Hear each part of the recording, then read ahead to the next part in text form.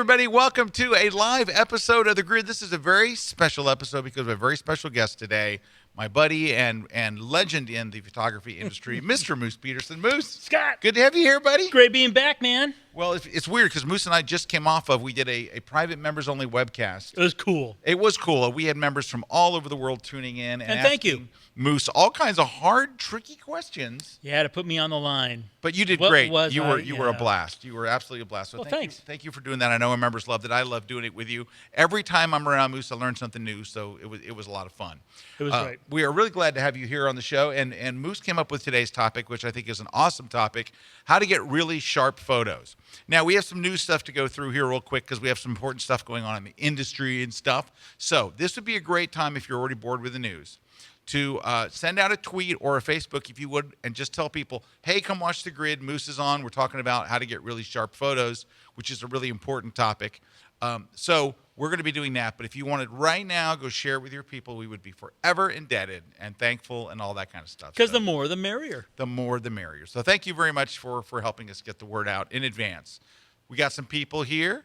Loopy Bridget says, hello again. Doc says, hey, everyone. The doctor is in. Did the doctor ever leave? The doctor probably didn't. No, Okay. he had to go to a different website. Oh, did he? Okay. Yeah, Doc. Okay. But Doc's awesome. Bruno Miguel Santos Great says, Moose. Anyway, we're glad you guys are here. So one of the big things that happened, and the biggest traffic I've gotten on my blog this year, was a post I did on Friday called "The Nick Collection is Dead." And the reason I wrote it is because the Nick Collection is dead. So people have, there's been enough updates to Photoshop and like the OS and different things to where people are finally, the Nick Collection, which for many of us has been kind of our go-to plugin. I know you're been a fan forever, for a decade. Yeah. In fact, it was, I was surprised how long ago it came out. It's been at least 10 years. Yeah, and I was on the original alpha and beta, so yeah, even longer. And so the Nick Collection is something we all relied on. Google bought Nick about 4 or 5 years ago. About that. And at the time, Moose, I was on The Grid, and I said I was upset. I was upset when Google bought them because I said I cannot imagine that Google bought Nick because they wanted to get into the downloadable plugin business. They wanted it for Snapseed, the wonderful, amazing, award-winning app for the iPad. So I said, so that's what I was like. That's why they bought it. Well, everybody got all cranky with me. Google got particularly cranky with me. They were pissed. Oh, no. They actually sent 2 people from Google here to be on The Grid. And this is when we were on the old set. So the old set's over there. I was actually on this set on a table because we couldn't fit the 2 Google people. So I stood another one. And I just asked them straight up, come on, tell me, there's going to be a Nick Collection 5. And they would not answer the question. Yeah. They would go, we're always looking to do the best thing for our customer. And they answered all that. And I even told them, I said, you should be politicians. You're freaking not even answering the questions. And it got very testy. But they were so mad at me. All of Google Photos was mad at me for a long, long time ago because I was saying there was going to be no Nick Collection 5. And I'm afraid you were right. I hate being right over that. I hate it because, I mean, come on. But the handwriting was on the wall. We knew that a year ago. We knew it when they made it free. Because when they made it free, somewhere in an interview or something, people were pointing to me and they're saying, no, Scott, they're not going to support it anymore. You know why? Free has no value. Free has no value. And also, they never wanted to be in the plug-in business anyway. That was not why Google, this giant mega billion-dollar company, says, let's sell $149 plugins. Yeah. It's nothing like that Google does. But anyway, the problem is now Nick Collection is at this point where literally people are writing me and saying, hey, I updated the latest whatever, Mac OS, Windows, and it just doesn't work anymore. The problem is we're Nick addicts. Yeah, now we're we like have to go cold turkey, and it hurts. Well, here's what I'm doing. I have a plan. So when they announced that the Nick Collection was free, I'm not kidding. 2 days later, I had a class up on KelbyOne. It was one of our biggest classes of that year. This was going back in 2016. Dude, I did a class on how to use the link because I've been using it for so long. I was like, hey, I'll show people how to use it now that it's free. And do you know that like 80-something% of KelbyOne members have the Nick Collection? Mm-hmm. That many. All right. Yeah. So now that we're at this crossroads, literally tomorrow morning at 9 a.m., I am taping a class on what I'm using instead, which is MacFun's Luminar. Yeah, I've been there too. So Luminar came out. Now, but Luminar covers one part of the Nick collection. It's not everything. It's some of the like tools we're going to talk about today. Sharpener Pro. It's not in the I big know. fun Luminar. Right. So what it really covers is the thing that I do use the most. Because I don't really use Sharpener very much. I rarely use it. I know it's awesome. I just rarely use it. What I use is Color Effects Pro 4. Oh yeah. And Luminar does a really good job of pretty much covering most of that stuff.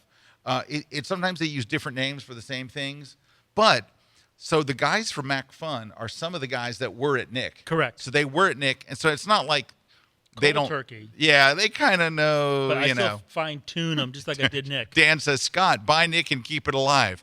Dan, if I had that kind of money, to buy Nick, here's what I would do. Retire instead. I wouldn't go buy a plugin because, hey, if Google's not, then Google's like, we're not done. We're not making plugins. But Makes you anyway, wonder about the business model. but Luminar. So I had to give it a really good look. I looked at it before. One of the things I didn't realize about Luminar, there have been 4 million downloads so far. That is an insane amount. Mm-hmm. So tomorrow when I tape this class, what I'm going to be doing is showing you. I don't want to say this is for people who used to be on the Nick collection, but it's pretty much for people who used to be on the Nick collection and you need what are we going to use now?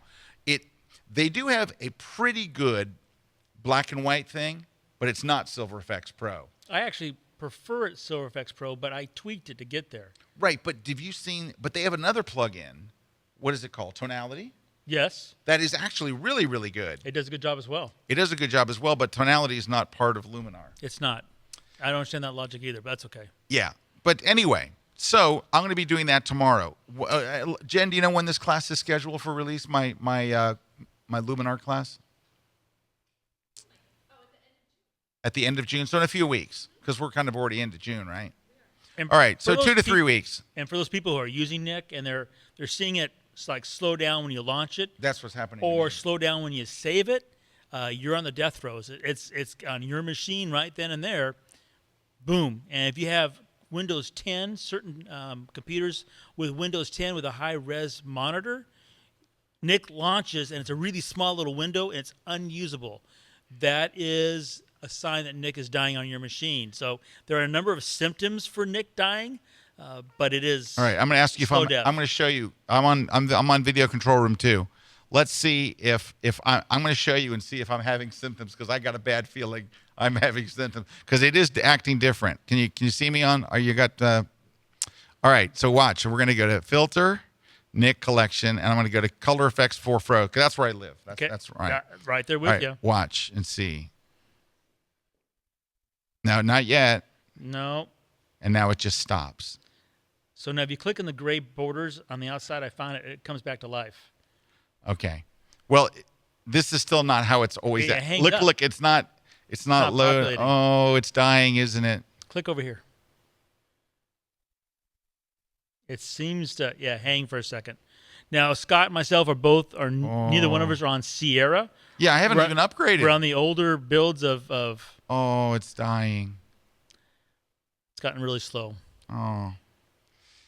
Anyway, and I'm on like I'm back 2 versions on. This is a 2012 MacBook I'm using. Okay, I'm on a 15. All right, so I haven't upgraded it. It's still very old. But anyway, the long and short of it is, if it's not dying, it's dying soon. Now I'm depressed. 2 whiskey sours at dinner now. I know. It's really a bummer. And I'm not sure the place we're taking you has whiskey sours. This is a really great program. I hate to see it fade this way. I do too. I really do. But somebody's asking me how much it is for Luminar. I think it's $69. It's dirt cheap, as far as I'm concerned. Yeah, it's dirt cheap because people forget the Nick collection was $4.99. Oh, originally you had to buy each one separately for $4.99. Remember? Yeah, but when they made it, it was $4. Oh, remember you bought Nick Color Effects is $4.99. You bought Sharpener Pro.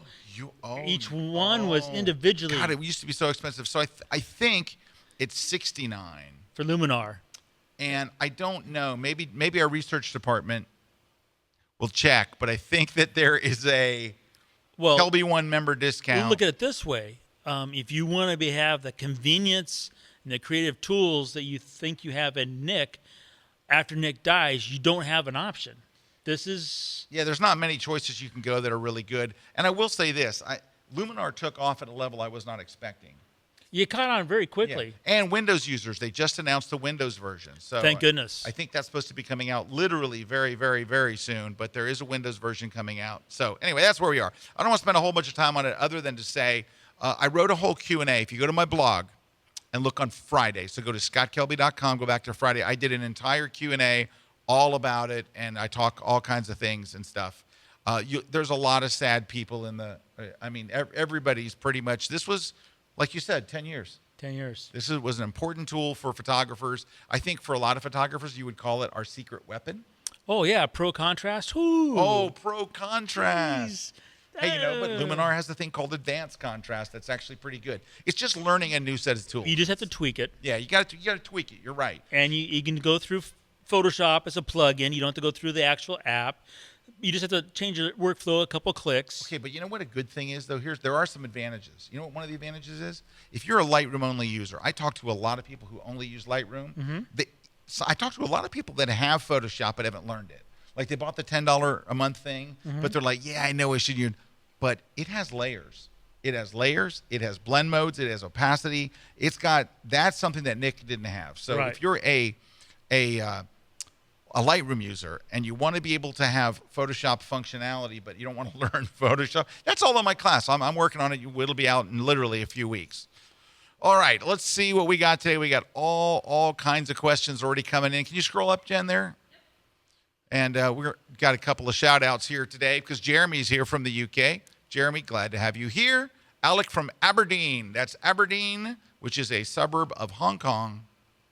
It's probably not the Aberdeen he's from, right? We got Renee from Germany. And Renee, just so you know, Renee is not a German name. Erica is here, says, hey, I finally get here live again. It's been a few weeks since I've been able to. How are y'all? I'm good. How are you? I am doing great. Thanks We're for good, asking. Erica. Thanks. Serbia is in the house. Hey, can I mention something about Serbia? So I've been looking for backdrops, right? Yes. All right. So if I was looking at the backdrops that Annie Leibovitz uses. Oh, okay. All right. And can I ask you something? 'Cause my wife was asking me about this. So I mentioned that the public loves Annie Leibovitz, and that obviously art directors love Annie Leibovitz, and photographers hate Annie Leibovitz. I do not. I'm not one of them. I'm not even. I respect her and think she's amazing. But, dude, when you mention Annie Leibovitz in any kind of a forum or a blog, it's just hate. Everybody tells you, wow, she isn't worth the crap. Her assistants do everything. She's just, dude, it's awful. It's terrible. And Kalibra's asking me, why do they hate Annie Leibovitz so much? It's not the public. It's not the art directors. It's not Disney. It's not Vanity Fair. We did a grid about this topic once. Did we? Yeah. All that. Did we mention Annie Leibovitz? No, but we mentioned the pettiness and the jealousy and dude, and it's horrible. I the feel horrible crass for of her. some. Yeah, I totally respect her. Yeah, being once an assistant, I understand how that goes, but it wasn't like you got up from from bed and went to work as an assistant, and the photographer never told you where the lights go, what they want to do, light the ratios. They're just, you could say, a glorified director, but it's still their vision. And Annie's vision is massive scale. Dude, the stuff she did for Disney with her princesses, I was like, unbelievable. So that's one of the things that kind of won me over for her. Because I can say I was ambivalent about her. I was like, I knew she was good, but I didn't hate her. But her Disney work, I was like, and then when you look at the group shot stuff that she does for Vanity Fair is freaking off the chain. Oh. Go to Google, type in Annie complexity. Leibovitz group photography, and you will see some of the best group shots you have ever seen in your life. But you want to know what I respect the most? Consistently. Annie Leibovitz, what I respect most about her? Her business acumen. Oh, yeah. Holy cow. She's made millions and millions and millions of dollars. Started From with Rolling Stone. Photography. From photography. You got to respect that. Hey, you know who else you mentioned their name and photographers go berserk? Who? Peter Lick. Really? Peter Lick. Oh, my God. Peter Lick. You know who Peter Lick is? Oh, sure. Guy's got galleries everywhere. I saw one of his galleries in New York the other day. I was in Soho, and there's the Peter Lick Gallery. Super, super successful landscape photographer. Oh, God, people hate him, too. And I'm like, just know this. If you ever get really, really successful, people will line up to hate you in photography. But anyway, get me back to my Serbia story. Annie Leibovitz.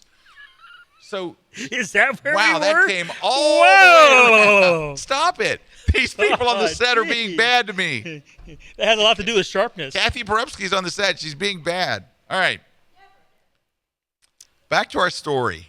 Yeah, Serbia. Did I mention Annie Leibovitz was in Serbia? No. So Annie Leibovitz. Yes. I started researching, how she does these group shots. And she uses absolutely fabulous backgrounds. It's almost always like a painted background, like a canvas painted background. Always beautiful and all. Well, the backgrounds that she uses are so expensive that you have to rent them. There's a company in New York that rents them. And they rent them for $450 a day to rent a canvas. It's like, wow. It doesn't turn on. There's no electronics. I can rent anything at Lens Pro to go. Anything at Lens Pro to go. Yes, we'll be giving away 2 of their $50 gift cards later today in the show. And they don't rent backdrops for Annie Leibovitz, but you can rent stuff that actually has electronics in it. 2 gift cards today on the grid. All right, back with you. So anyway, are we back to Serbia or are we something else now? No, we're still with Annie. Oh, okay. So I start doing this research about where she gets it because I'm like, I want a background like that. Well, dude, they're in New York City. You got to rent them for $450 a day. If you need them for a day in and a day out, you're like $1,200 to rent. I found a company in Serbia. Whoa, I brought it all the way around. There's a company in Serbia that makes backdrops that they sell them. And they custom. You say, I needed this color. I needed it painted like this. They do it. They send it to you for what a one-day rental would be, $375 to $450. And you own it. Dude, they look just like what Annie Leibovitz is using. Just like it. And have you ordered yours yet? No, I sent them an email, where do I buy them? But I sent them the email to ask where I buy it in the U.S. before I realized that you just tell them what you want and they make it. I started going through their site. I'm going to give you the name of this company here. Let me just give you their name. It is... Don't move, don't breathe, don't make a sound. I was going to pull up their website if I could remember it. Hold on. Don't. Wait.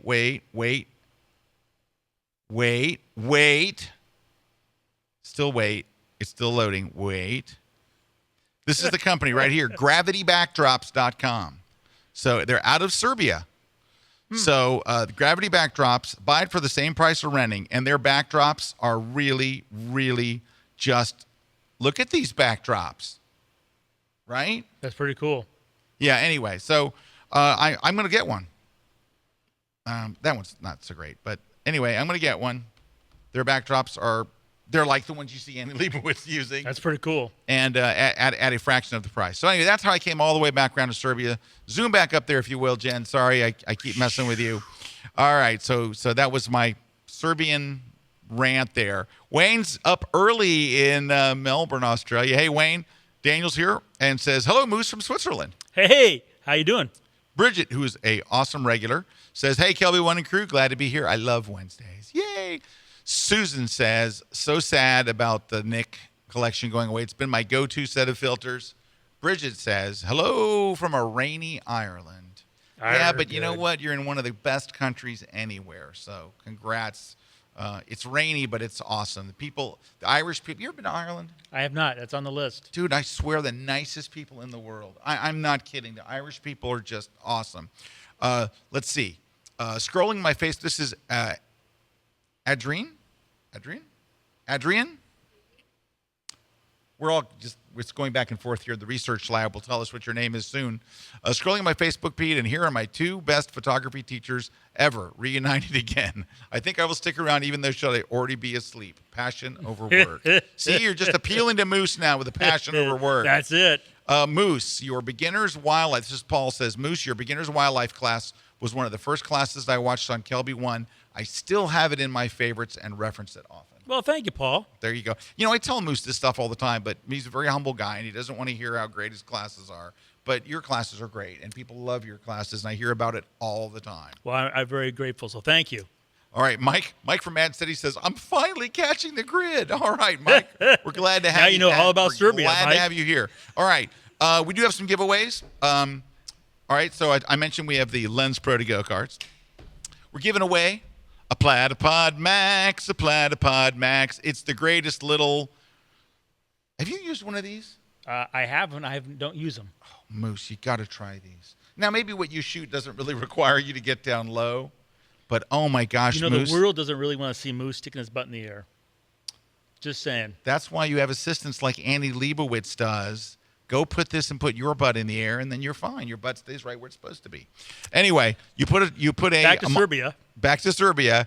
Anyway, we're giving away one of these. These are great. These are when you can't use a tripod or don't want to use a tripod.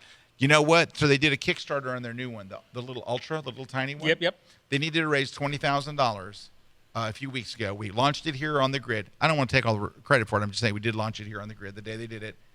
They went over $100,000 today. That's great. Right. So 5 times the amount. We're giving away a full one of those, brand new in a box. And it How cool. And for reasons unknown, the greatest wildlife book ever written, written by Moose Peterson. Moose B. Peterson right here.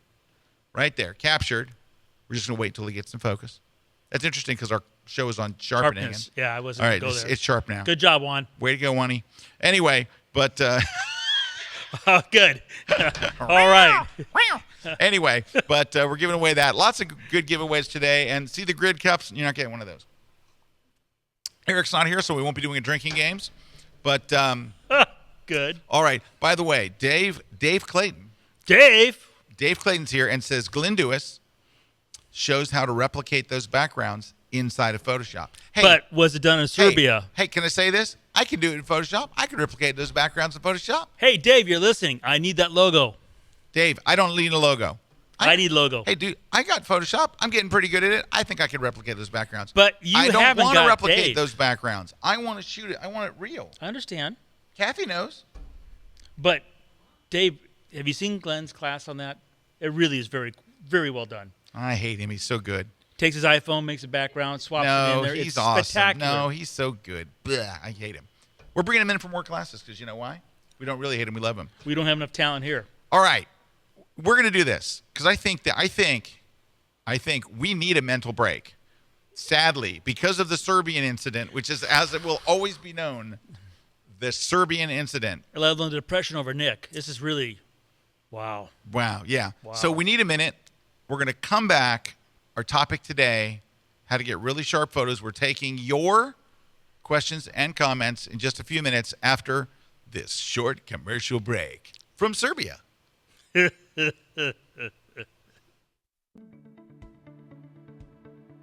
Howdy, folks. Moose Peterson.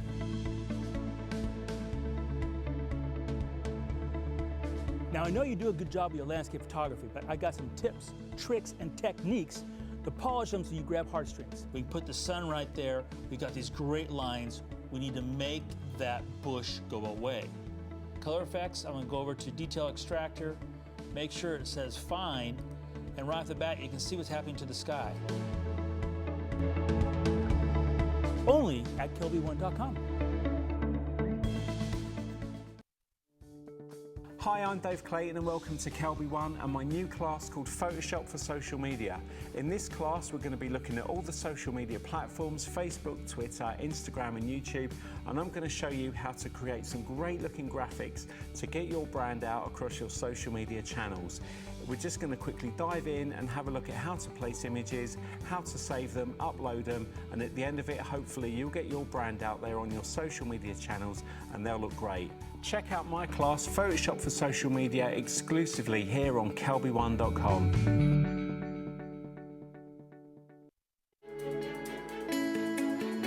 Hi everybody, Scott Kelby here.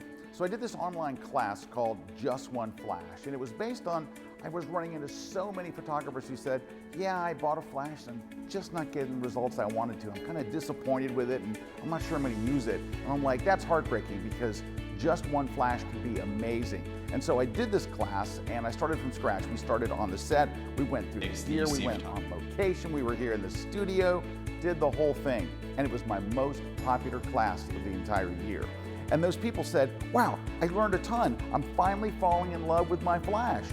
Maybe you could do a class where you add just one more flash. So I did. It's called Just One More Flash. So this is now how to add that second flash to add more depth and dimension. We talk about lighting backgrounds, we talk about kicker lights, hair lights, all the things you can do with that second flash. And it's found only here exclusively at KelbyOne. All you got was linen? All right, we are back. Scott Kelby here with Moose Peterson.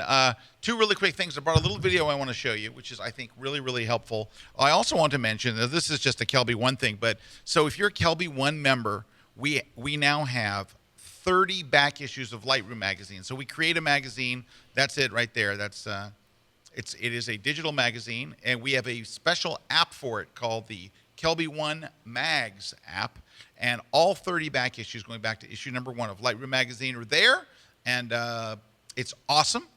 And people love this app. People are like just going on like Twitter, going, "This app." Somebody called it the best digital magazine experience they've ever had. I think it's killer. I think it's killer. It's a great app, and go check it out. If you're a KelbyOne member, it's free. Go download it. It's called KelbyOne. What's the price? It's free if you're a KelbyOne member. If not, it's a very expensive app. All right. So the other thing I wanted to show you, I want to show you a video. It's very short. It's only an hour. No, it is a very short video, and it is from Jeff Ferticella. It's from a guy named Jeff. And Jeff is a sports photo editor at the New York Times. And on the grid last week, we did website critiques. Right. And basically we were talking about, a bunch of people submitted sites, and we told them, here's what we would do. This guy tells you exactly, look what it says. Look at the name of the thing. This is from PhotoShelter. The folks at PhotoShelter do a lot of great research. And what they said, here it is, this video you're about to watch. It's very short, like 2 minutes, not even 2 minutes. What photo editors look for in a photographer's website. Dude, it's almost like he did this after watching the grid. Of course, that's not the case. But this is a real sports editor at New York Times telling you a little bit about him and exactly what he's looking for when he wants to hire a photographer. So take a listen. Hi guys, I'm Jeffrey Ferticella. I'm a sports picture editor at the New York Times. I've been there for about 4 years. Previously I was an editor at the Associated Press, and before that at Sporting News Magazine. And I'm here to answer the question of the week. So this week's question is, as a photo editor, what do you look for in a photographer's website? Are there any common mistakes that you see photographers making? The most important thing in a photographer's website is to just keep the focus on the work. No photographers are being hired for their web design skills, so we like to see big, clear pictures. We like to see a variety of work. We like to see work that really represents who you are. Work that is a reflection of what your personality is, how you see the world, what your approach is, and what your aesthetic is. It's also super important that you have your contact information on your website. That's one of the biggest things that photographers don't do quite as well, as they don't promote themselves through their own website, which is totally counterintuitive. So the biggest thing is big pictures, clean design, make sure that your contact information is readily available so that when I see your work and if I'm into it, I can actually call you or I can actually email you. Don't make me work to put you to work. Thanks so much, and be sure to submit your questions by clicking on the link. Very, I thought that was well done. And just pop right out of there. And to the point. Very well done and to the point. So just thought you guys that watch the show regularly would appreciate that. Our topic today is we were talking about how to get sharper photos. And Moose, I don't know about you. I mean, I know you do still a lot of workshops around the world stuff. But this is one of the things my students ask me the most. I've talked to so many people that go, I went and bought a really nice lens. I got a really great camera. My photos are still not sharp. And it that's can't be me. And it can't be me because I spent so much on my lens. Gotta be. Yes, I've heard that. All right. So that's why I think this is such a great topic. When you posed it and you said, hey, let's talk about getting sharp photos. I'm like, man, that is something that people struggle with. In my best-selling book ever, which is the digital photography book, my first chapter was how to get sharp shots. Because it's that big, it's like square one. Because no matter what else is going on in the shot, if it's soft, it breaks our heart. Mm-hmm. It's like it's got to be sharp. Yep. So anyway, we're taking your questions. So there's a few are already here for you, Moose, if it's okay, if I can start hitting you with some questions. Well, first and foremost, understand that what you're going to hear is how Moose does it. Doesn't mean you have to do it, but understand it's how I've done it for 40 years and stayed in the business. So there has to be something to it. So some people they hear it and they like to argue about it, or say I do it this way. It's like, that's cool. Moose does it this way, has for 40 years. Yeah, just but just like certain lenses are known for their sharpness, certain photographers are known for their sharpness. That would have to say that is definitely a hallmark of yours. Yes. Of when people talk about your photography, whether it's wildlife or whether it's landscape or whether it's aviation, they always talk about your sharpness. And so I would say, while lenses have legendary sharpness, you have legendary sharpness. So that the advice that you're going to give is from a person who people go, how does Moose get his shot so sharp? That's it. So it's good stuff. Yep. Okay. Let's All go. right. So Word wants to know. He says, I thought your recommended settings of ISO 200 and aperture of f5.6. However, when using these, the shutter speed is too slow. Combination. First of all, I don't remember saying it that way, but I do mumble a lot. My ISO is always going to be the basement, so it's 100.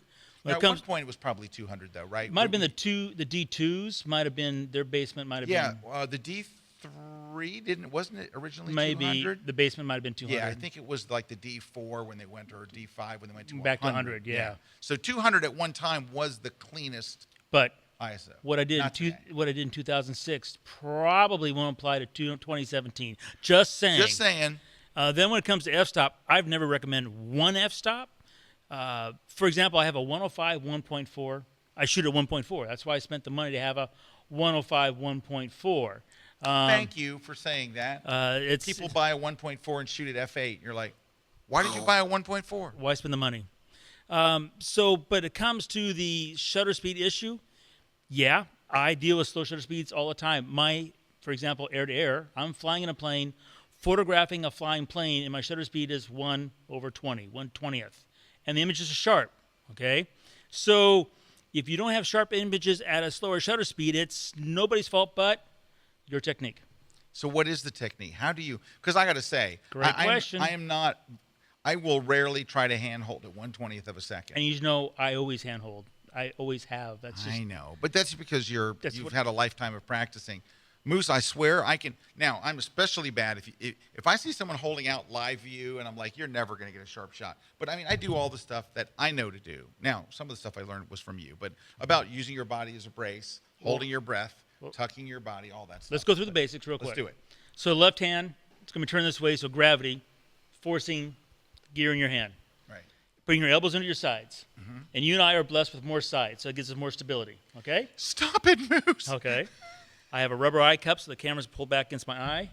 The key is that finger. I'm rolling it on that shutter release. I'm not killing some bug. I'm rolling it. So I'm right off the bat not starting vibration. You know, that was a big thing. I learned that from you at my very first DLWS workshop where you were running the workshop. Yep. Was I would put my camera on a tripod and go bang. And the whole camera moves. And I'm like, I'm going, Moose, I'm on a tripod. Why are my photos not sharp? Now, if you're still shooting at a slower shutter speed and you think for a moment you might not get a sharp image, shoot 5 frames. Okay? One of those. Old technique. Usually number 3 or number 4 in that series will be the sharpest because all the harmonics will come together. All right? But here's the key. And I do it every day. My wife can tell you I do it every day no matter where I am. The camera is in my hand. I put the shutter speed down a 1/10 of a second on manual, and I photograph till I get a sharp image, and I practice every day. Not on Saturday, not Sunday, not the day I'm shooting. I practice every day this simple muscle memory, and I've done it every day for 40 years. So what chance do we have? If I started now, Moose, I would be 100. Okay, I'm a guy who can't walk and chew gum. If I can do it, anybody can do it. Will it take 40 years to learn that technique? Or you just get better at it over 40 years? Are we going back to Serbia on this one? We're going back to Serbia. So, Everything leads back to Serbia. No, it doesn't take 40 years. All right. But I have that much practice. So you put your camera in continuous mode, like continuous fire, and you're going to go click, click, click, click, click, click, click. One of those shots in there is going to be nice and sharp. I've tried that. I learned that technique from you. It works like a charm. It really does. And you're looking at it, and they're so bad. Like the first one's so bad, and the second one's so bad, and the third one's a mess. And you're thinking, this doesn't work worth a crap. And all of a sudden, it's like dead on the money. Here's what these people can do. You don't have to even believe me. Just do it for 7 days, and save the pictures from the day 1 to day 7. When you sit there and just take pictures at home at 1/10 of a second, just look at your own results. You'll see for yourself on day 7 a vast improvement. There you go. What a great answer. Raging Badger says, hello, everybody. Raging Badger? That's close to somebody's name. That's Moose's nickname. Mine is the Badger. The Badger. The Badger. So I didn't know because I'm not a wildlife guy, so I was so stupid. I'm like, Badger, they're so cute and cuddly. And then Moose Cleaver is goes, like, have you seen the honey badger video? no, they're not. They're not. I'm like, oh, now I know. There we go. All right. Somebody's asking, I can't see their name, but somebody says, what do you think the best post-processing software is for sharpening? Here comes the sad news, Rose. It's from Rose. Okay, so this is a common myth, and as far as Moose is concerned, and physics points it out, there's only one time you can sharpen a pixel, and that's when you focus the lens. After that, you're tricking the eye. Yeah. So if you want a sharp photograph, you have to do it when you go click. After that, it's just trickery of the eye. I know, but that wasn't the question. I know. The question was, what's the best post-processing? But if you get it sharp in the camera, you don't need post. Yes, you do. No. Now, if you want to tell the ink in the way you want it to spread on paper, that's another story. Okay, if you want to sit there and sharpen for a subject to get the person to look at on your print the first place, that's another subject. But that's not, I don't think, the heart of the question.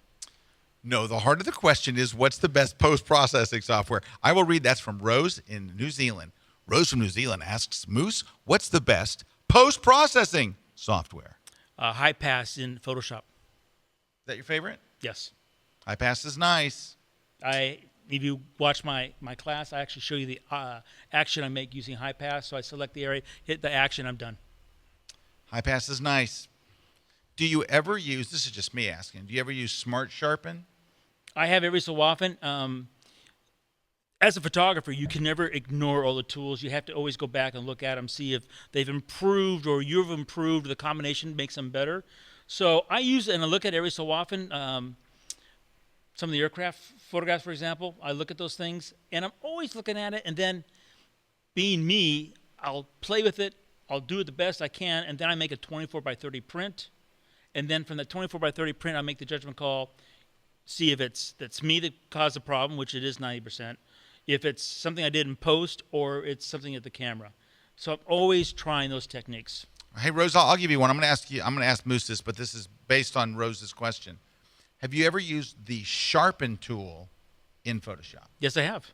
Because, so it was Brian O'Neill Hughes, who at the time was the Photoshop product manager at, he's still at Adobe, he still does all kinds of stuff, but teaches the Photoshop world. Great guy. But he told me straight up, the most advanced sharpening in all of Photoshop is in that sharpening tool. So the And he's telling the truth. The sharpening tool used to be horrible. It used to be like, we used to call it, we called the dodge tool, the burn tool, and sharpen, search and destroy, because it would just kill your photos. They went back, and I want to say it was like 5, 6, maybe 7 years ago. They went back and redid the mathematical algorithm behind it. The most advanced and best quality sharpening comes from the sharpen tool inside of Photoshop. And if you're sharpening for subject, for printing, Yeah, for print. that'd be my second option to high pass. Right. Definitely. And to go in and spot sharpen. You don't want to sharpen your whole photo with a Nothing brush. global. No. It's not for global stuff. But if you wanted to like go in and do a rivet or a certain part, or one thing I always sharpen that people really see a difference on, text. Oh, like, yeah. Like if you see the text on the side of a plane, or you see text on a wheel, like in a race car or something, when you sharpen that, even if you just sharpen that area, sharpening text makes the whole photo look sharper. But here's It really the key. It's not going to fix a blurry sharpness from the camera. no. It's never going to fix that problem.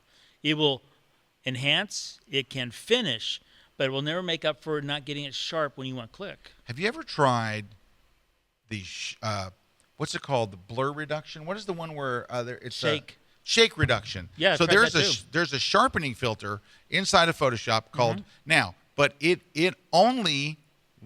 weird. It does not. It only counteracts your movement with your camera, and you have to know the angle. Like, oh, I took that shot and I moved. The exact angle. Yeah, whoops, I took it. I moved to the left. Well, anyway. So Rabino Wen asks. Robin Owen. Rubino asks, she says, I don't know about high pass. Back to KelbyOne for more classes. Well, so make sure you watch Moose's, but we have a whole classes on sharpening, and high pass is always discussed because And just so you understand, high pass is really old school. It's very old It school. is not. This is old school. And you know why? We're old. Been doing this a long time. Yep. And some of the best things are still some of the the original I old think things. it was actually President Madison who first started using high pass. Oh, really? So James Madison, first president, true story, to use the high pass sharpening in Photoshop. I would have said Adams, but okay. Millard Fillmore considered it. That's why he lost. That is re-elections. He did not. Yeah, he did not get the re-election strictly because of that. Yeah, he got high pass. All right. So Bob from Oz. Bob from Oz is on a roll today. I'm glad you didn't say boss from Serbia. Bob from Oz says, my post technique for sharpness is really easy.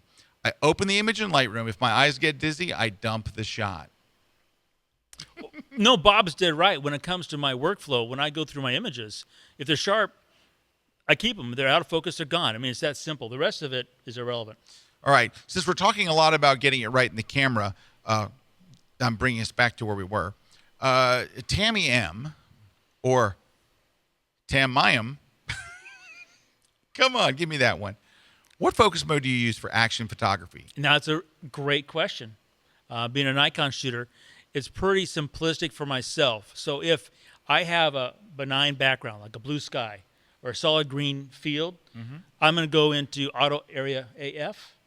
It's very simplistic. If I am photographing birds in flight, auto area AF. If I got a bird on a perch, the vast majority of the time I'm going to go to single. I'm not going to go to D51 or group. I'm going to go single, and I'll put it on the same plane as the eyeball on the bird. So I'll put it on the breast, which is the same plane of focus. It's big. It's easy. Camera can grab onto it. It has contrast, vertical or diagonal lines, and I go. And so me, it's really simplistic now, just those two modes. Moose, just for the record, we try not to use the word breast on the show. Okay, so our studio audience is all female and very naughty. And all giggly at us. Giggly, Yikes. bad stuff. Yes. All right. So, hey, Doc Chevalier. Now, Doc really knows his stuff. So if Doc says it, this has got to be worth looking at. Doc says if you have microshake, right? Picure. Thank you. Yeah. Thank you. Picure Plus. Picure Plus is the best tool out there. Not I've tried speedy, it. but superb. I've never even heard of it. Picure Plus. But so just so the people watching understand where Moose is coming from, it's the days of film where there was no alternative other than getting it right in the camera. And I was brought up as that's a sign of craftsmanship. So if I don't get it right in the camera, myself personally, it's out of there. It's just a point of pride. Yeah, I could do a lot of the things we're talking about, a lot more. I want to get it right in the camera. That's what a photographer, at least how I was brought up, and craftsmanship was defined as getting it right when you want to click. Yeah, I tell you what, your life is so much easier. One of the things that I would tell you to do for sharpening, this is a tip I've told people for a very, very long time, is number one, is you have to check for sharpness right there, but you cannot do it by looking at a 3-inch screen. Everything looks in focus on a 3-inch screen. When it's small, you look at it and you go, oh, that looks great. Then you blow it up later, you open it up in Photoshop. Wait. This is not the military. We zoom in? We enlarge. We enlarge. We don't blow up. Anyway, you enlarge it later with a grenade. No. So later, when you enlarge it inside of Photoshop, anyway, you find out it's soft. So here's what you got to do, and I would recommend this to everybody. Go to the back of your camera, and there's a button, a center button on almost every camera. If you bought your camera in the last 2 years, you can usually assign the zoom to a 1 click. Now, every camera has a zoom where you can look, but it usually takes 4 clicks to get in. Then you move around to check your sharpness. Then you put 4 more clicks back to zoom out. 9 clicks. How many people do you know, Moose, that are willing to do 9 clicks on a regular basis? Very few. I'm not going to answer. I'm not talking about you. I don't want to offend people. Okay. Most people will not go chimp too click, much. click, click, click. Yes. Click, click, click, click. But if you could go like this, oh, let's see if that's sharp. Click. Yep, it's good. Click, and you're back. You'll do it all day long. So now, go get go to Google, download your manual, and search for the word zoom, and you'll find in there where the button is where you can assign your center button to be zoomed. It works on Nikons, it works on Canons. Nothing works on a Sony. Just kidding. Whoa, just a joke. He said that, not me. That was just a joke. Send emails to Scott. It could work on a Sony. Maybe some Sony person will let us know. But anyway, you press the button in, and it zooms in. Press it out. So anyway, I would recommend that because if you get home and it's out of focus, what can you do? But if you're right there, you have a chance to retake it. You have a chance to reshoot it. Doc, Can I add just one thing into all that, though? yes, you may. Please do. Okay, so we've talking about the ways of we had the questions, how to do it in post. Mm-hmm. So here's my one concern. So you have that one photograph, and you find that one buyer who wants that one spectacular print. And I bring this up because I had a buyer who bought 4 28-foot by 18-foot prints. So not only was the paycheck a huge high, seeing your prints delivered on a 18-wheeler, that's a whole nother world, right? Now, you make a print from one image that's 28 foot by 18 foot, and you've done anything in post to sharpen it, you know what happens at that size with that photograph? Pixelates. It looks like oatmeal. Oh, oatmeal's bad in a photo. Bad. Unless it's a photo of oatmeal. So sharpening, I've seen more people destroy a photograph in post by what they thought should be sharpened than really was bad. There you go. I just saw something from Doc. Where was Doc Rooney? Hey, I'm going to jump to the one from Tammy. Tammy says, do you back button focus moves? You know, so many of my friends do that. I do. And I'm here to tell you, I can't walk and chew gum. And for whatever reason, I've tried that I just can't make it work. It's all in the shutter button. Dude, in sports, we live and die. I understand. By back button focus. All right. I admire people who have that much talent. Well, thank you, Moose. It's not a talent. You push your button and you hold it. Anyway, hey, I have a photo here. I want to show you on screen. Can we go to video control room, please? All right, so this is a photo, and so on the back of your camera, how big? What would it be? This big. That's the size you would see it on the back of your camera, approximately. Mm-hmm. Or is that too big? No, it's about life size. Yeah. All right, that's about the size you would see it. Isn't it weird how when we go to take a picture, we move to the smallest screen that we own? That's like only 256 colors, and your cell phone doesn't. Just, yeah. All right. So anyway, so there it is. So let's go ahead and blow it up where we are here. Excuse Enlarge. me. Let's enlarge. Thank you. Let's enlarge. All right. Let's go see how in focus it is. Ouch. That's reality right there. It's way out of, it's blurry. I'm going to zoom in so you can see on your small screen. It's a mess. It is just a mess. And this is from me hand holding and not doing a good job of it, right? Now, there is a filter somewhere out there called, I want to get to 100% here, or 60, that's close enough. All right, called filter, this is Photoshop we're in, sharpen, and you have shake reduction. Mm-hmm. And this thing will actually work 1 out of 400 times. So here's the shake reduction filter. I've actually used it a few times for a special effect. It analyzes the area.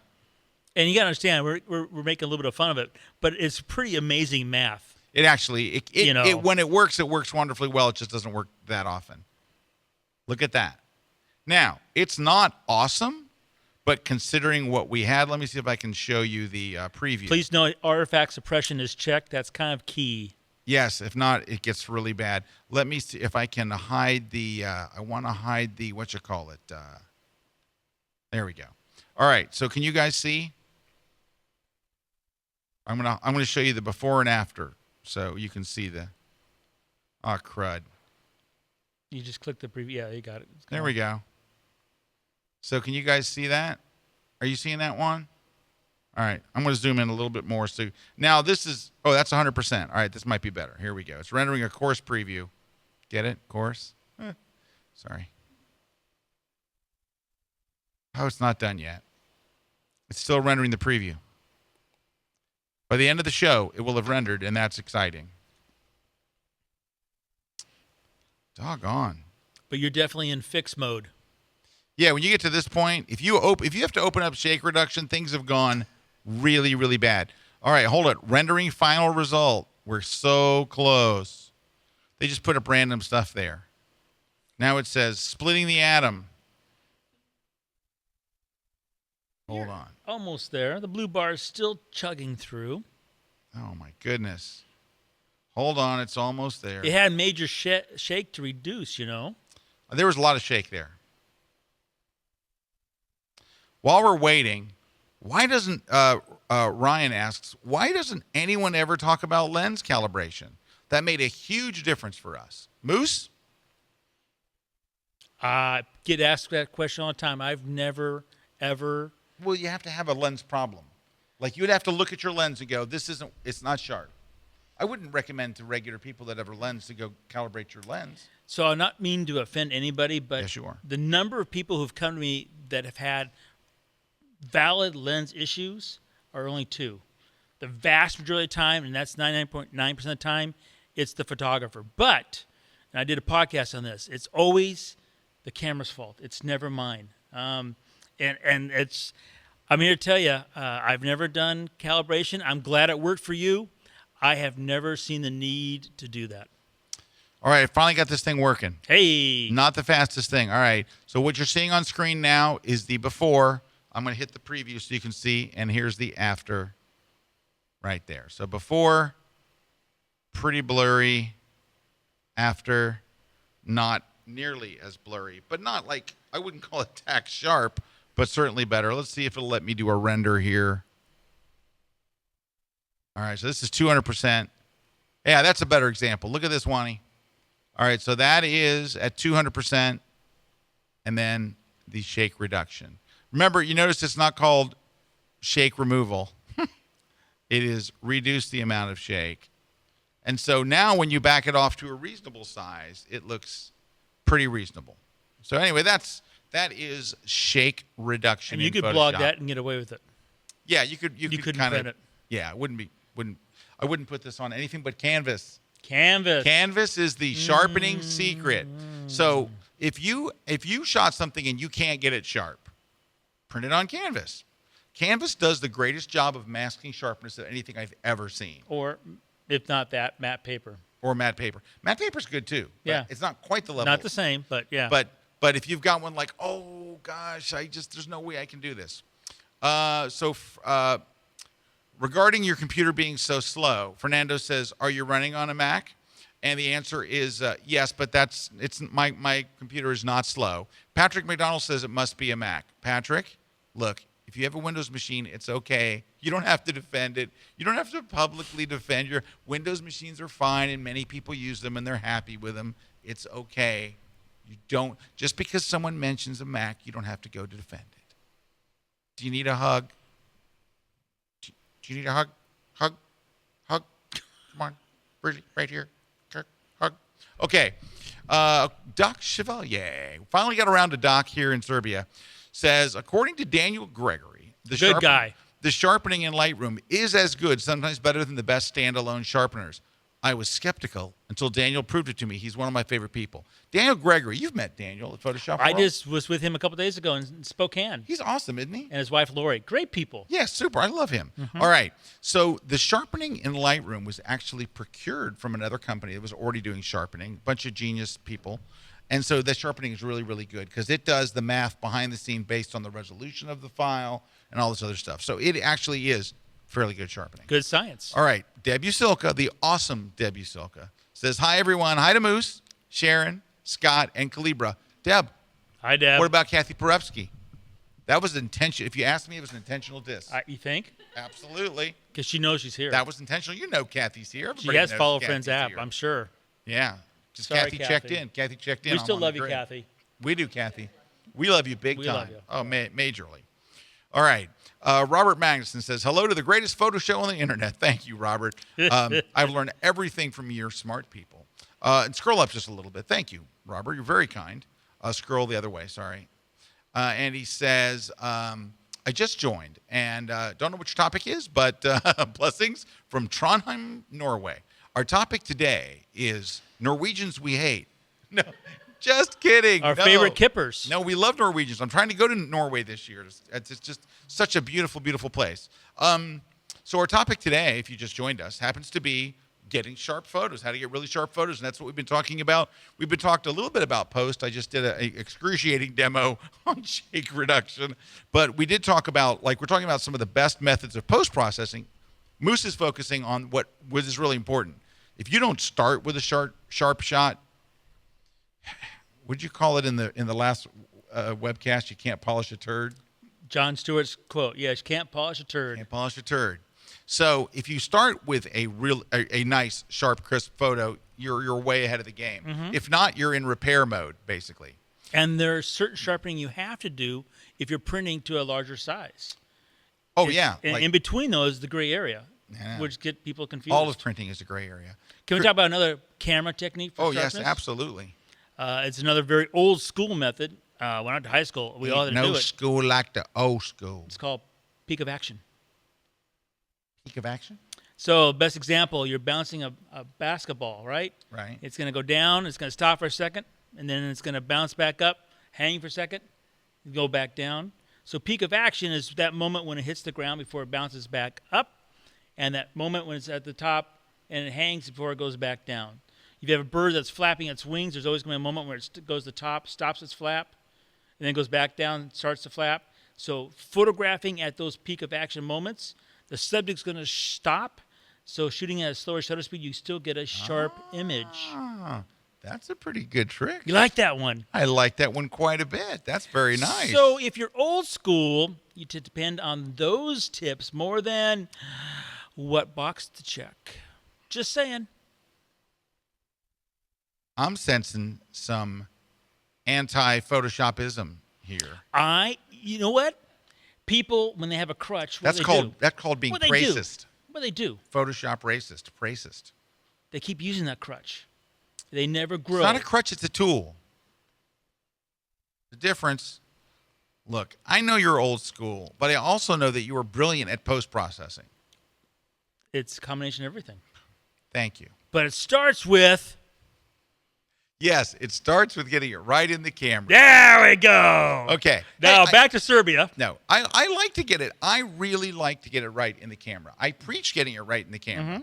It makes your post-processing life way easier. It makes your if you photography better. Yes, it does. So tomorrow you're going to be even better. And there is a form like you talk about the craft. It is. But Right. but I sharpen every photo, Moose. I don't care what. I sharpen every photo. If it's going to be printed, so do I. Yeah. Well, even if it's not going to be printed, I still sharpen every photo. If I go on the web, if I reduce the size to put it on Facebook, I got to sharpen it. There's an inherent loss of quality on resizing down. Yes. And resizing up even worse. Right. But that's not because you screwed up with the camera. Well, I still screwed it up in that's camera. because the medium in which the image is going out to. Loopy Spring says, wow, deep moose. Great tip. All right, that's a new hashtag, Deep Moose. Hashtag Deep Moose. Tag everything that you do for the rest Dave. everything you do for the rest of the day. Tag it with that. Dave Clayton says, you can't polish a turd, but you can roll it in glitter. This is why he was banned from the show. Can I tell you that? That's why we don't mention any of Dave's comments. Englanders have weird ideas. All right, Robbie Keene's got to go. So we're going to have to answer his question real quick. Robbie Keene says, geez, I really want to watch this, but I need to go to the bathroom. Oh, no, I need to shoot. Okay, good. Okay, one question. 400 f2.8 with a TC 2.03 on a tripod and gimbal. How far away can the bird in flight be and still get wingtip sharp moose? 9 feet. 9 feet. You're just making that up. That's the minimum focusing distance of 400-2.8 Nikon with a TC3. Really? Sorry. 9 feet. How are you going to get that close to a bird in flight? There's a book over here called Capture. That's right. You capture the animal, put them in a cage, which is what Moose does. Put them in a small, confined, cramped cage. We just did a webinar. I spelled it out because you made me do it. Food, remember? Bush. You deprive their food. You take them out of the bush. What was the third one? Shoot them with a pellet gun, stuff them. And then shoot them with a pellet gun. Or what Moose likes to do, and this is important, he freezes them, not to the point where they die, Take but your as they're can of air, thawing, turn it upside down, freeze the bird. freeze the bird. Okay, we're just kidding. Don't go. Oh my God! Don't write Audubon. I made up the whole Moose does not put animals in cages or anything like that. Chris Wiley says on the Canon side, when and where do you use one shot or AI servo or AI focus? Darn good question. What's the answer? I use the AI servo when anything's moving. It is like Nikon's auto. What's the auto tracking for focus? It's a dynamic focus mode. Dynamic and focusing as mode. I understand it, it's close to Nikon's D21. All right. It depends on the camera body and lens selections. For example, you have an 800 millimeter, you put a converter on it, you put it on the 1D, all of a sudden you lose all and you're down to 9 spots horizontally across. But I don't know that camera because I don't shoot it. Anyway, I use the AI servo. AI servo basically tracks along with it. Thanks, Harry. I only put it on a single focus when it ain't moving. If I'm shooting the grid cup, which by the way, I don't get to take it home, so don't get excited, folks. No, but you know what we're doing? We're making grid cups now for everyone. Hey, Jen, have you ordered our grid cups? Mayor, Juan, come on, somebody order grid cups. See, that's why I'm not I taking want one to home. send Moose home with a cup, and I can't. Kathy, you have a cup? No one has a cup. Well, you're going to be a guest. Kathy Porupski is going to be a guest on the grid. She has resisted it for many years. You're going to be a guest. Get And ramped up for it. sign up for her workshops. Maybe I'll put Calibra on She's there with brilliant. you so you'll feel like, you're not alone. Jen's really good for a partner, too. She's really good. So, all right. Anyway, we don't have much time. Wait. We're out of It's time. over. Forget Yeah, it. It's over. it's- All right. I'm sorry. I didn't realize that. Having way too much fun. Gosh, I know. It goes so fast. All right. We got to get to the I want to tell you Giveaways. where to enter the giveaways. Just really quickly, you have to tell us what you want. All right. So you're going to go, you're going to go to KelbyOne.com/contest. And the answer to the question, does VRIS actually matters? No, it doesn't. Go ahead. I got a question for you about that. Yeah. Here we go. This is where we're going to go. KelbyOne.com/webcast. Contest. And then you're going to have to tell us what you want to win. Your choices are Platypod Max. Awesome. Great. I love this. That's the giant size. Yeah, that's the size if you got a big, serious camera. Yep. The new one's not out yet. It's Kickstarter, but it's coming soon. A $50 gift card to be able to rent an amazingly sharp lens. Turn them around. Sorry, that way. No, turn around so they can see it. Oh, $50? Yeah. It's handwritten, it looks like. So what? There you go. How about if they do one forward and one back? So it's like Ooh, that. two-sided. High tech. Only in the U.S. They're not going to ship it to Serbia. That's been, all right. Moose's book. So just say, I want Moose's book or captured, wherever you want. If you don't win Moose's book, you can still buy it at Amazon or wherever. And I'll We're giving autograph away it now and then. all that stuff. Every bit of it and some other stuff. And some more stuff. Yes, and some more stuff. Anyway, so we're giving away all that stuff. Go to there and do it. All right, we're out of time. I want to ask you a question. Yes, sir. Because I get people ask me this all the time. I'm going to ask it to you because you are the king of sharpness. In fact, that should be hashtag king of sharpness. King of sharpness. King okay. of sharpness. What do you think? King of sharpness? Do we like that? Did he use hashtag deep moose or hashtag king of sharpness? Deep moose that is means good. my answers can be sharp, too. Your answer's going to be sharp. There we go. I like it. So there's a lot of confusion on when to use VR, vibration reduction for Nikon users, IS, which would be for Canon and Sony users. When does VR help you, Moose? Now, this is... Well, this, tell people what VR is, and then when does it actually help? So VR is vibration reduction. IS is image stabilization. Or And when you're hand holding. so this is only for Moose and Moose's theory and Moose's ideas, period. Okay. Period. Just Moose. Hashtag deep Moose. So when I'm not a stable platform, so in other words, I'm on a boat, I'm in a plane, I'm somewhere where me personally is not stable, I think VR can make a difference. If I'm on a stable platform, I'm standing on the ground and I'm stable, I think VR makes no difference at all. Well, especially you would probably be at reasonable shutter speeds, right?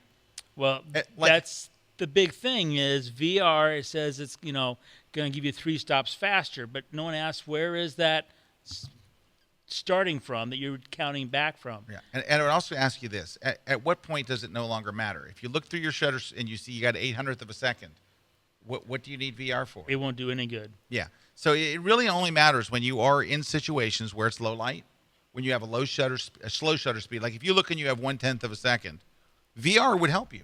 IS will help you. Only if you're photographing a stamp or a rock. But if it's moving? If it's moving and shooting a 1/10 of a second, right? If you can't pan, no matter what VR you have, you won't get anything sharp unless you use peak of action, other tools to nullify its movement by the camera moving. So This is more complicated when than does I VR thought. come into that? I don't know, Thursday. We got to go. Moose, thank you so much for My being friend, on the thank show. you It for is the- always appreciate it. so much fun having you on here. Thanks for all your great insights. Thank you and all stuff. for tuning in. Yeah, thanks for everybody tuning in this week. Really enjoyed it. I do want to mention next week we have a very special guest photographer and the inventor of the platypod. Oh, cool. He's coming in. We're really talking about photography, but he's going to be here, so we're going to bring him on. And he's a super nice guy, and he's one of our sponsors. So wait, Scott, or what you're saying is if you're a sponsor of the grid, you get to come on the grid? 2 words. Hell yeah. Anyway, that's next week. So we hope you come and check us out for that. We have great topics and all that stuff as usual. We'll have giveaways, fun stuff. We'll be talking about Serbia. And last question for the day by Kathy, because she's all new and cool. Kathy asks, how do you find the sweet spot of your lens, and how important is it to use often in your images? Moose. I've never done it. I have no clue. And people, and you know what? Hashtag King of Sharpness. Do you think photographers overthink a whole lot of stuff? Keep it simple, stupid works for me. There you go. Thank you, Moose. Thanks to everybody. Moose, where can people learn more about you besides your awesome new classes that you're here taping for KelbyOne? Well, on that theory of keep it simple, stupid, on Twitter, it's Moose Peterson. On Facebook, it's Moose Peterson. On YouTube, it's Moose Peterson. It gets most complicated, the website, moosepeterson.com. Ooh, that is tough. Anyway, so, hey, we're going to wrap up with this comment. Jennings Ford says, while I'm not a nature photographer, I always enjoy watching moose. Thank you, Jennings. Thank you, guys. We'll catch you next time on The Grid. Take care.